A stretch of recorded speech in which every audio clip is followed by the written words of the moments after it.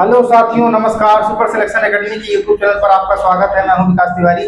रसायन विज्ञान में आज जानते हैं कि संक्षारण में लोहे की परत पर जंग कैसे लगती है, चांदी की वस्तुएं काली क्यों होती हैं तथा कॉपर की वस्तुओं पर तांबे में हरे रंग की परत क्यों जमती है। आइए, संक्षारण क्या होता है। लोहे की परत में जंग लगना या चांदी की वस्तुओं पर काला होना तथा तांबे की वस्तुओं में हरे रंग की परत चढ़ना संक्षारण के उदाहरण में शामिल किया जाता है। लोहे पर जंग लगना। लोहे पे जंग लगने के लिए ऑक्सीजन और जल की आवश्यकता होती है। प्रश्न पूछता है कि लोहे में जंग लगने से लोहे का भार घटता है या बढ़ता है। तो लोहे में जंग लगने से लोहे का भार बढ़ जाता है। लोहे में जंग लगना ऑक्सीकरण तथा रासायनिक परिवर्तन के उदाहरण माने जाते हैं। लोहे में जंग लगने से जो बना पदार्थ है फेरसो-फेरिस ऑक्साइड होता है, जिसका सूत्र Fe2O3 होता है, जहां X जल के अणुओं की संख्या होती है।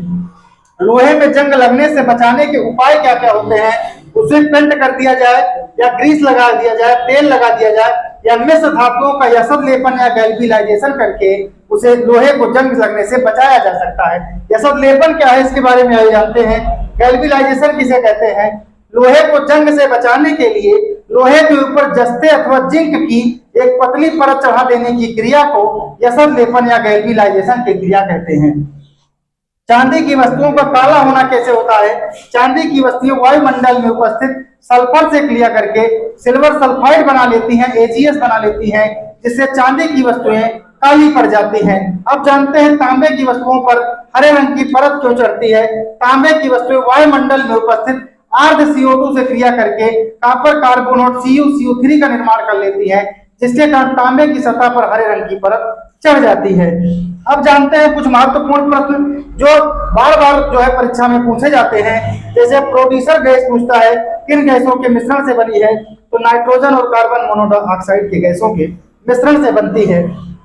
हीरे का गलनांक कितना होता है, तो 3500 डिग्री से भी अधिक होता है। गंधक का प्रयोग आतिशबाजी, बारूद तथा दिया सलाई बनाने में किया जाता है। हाइड्रोजन को छोड़कर सभी धातुएं ऋणात्मक अवस्था में होती हैं, केवल हाइड्रोजन धनात्मक होता है। मशीनों में स्नेहक के रूप में, स्नेहक का मतलब होता है मंदक के रूप में, ग्रेफाइट का प्रयोग किया जाता है।